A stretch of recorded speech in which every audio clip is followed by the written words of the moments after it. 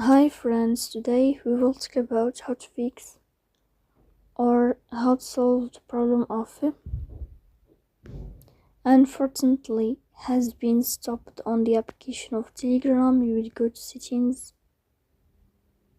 In this page we go to apps, default apps, app settings. On above you will search about Telegram and you will click here.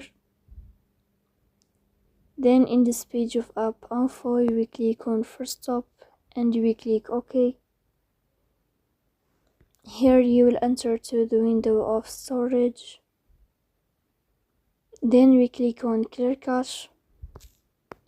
Here you will go to Play Store.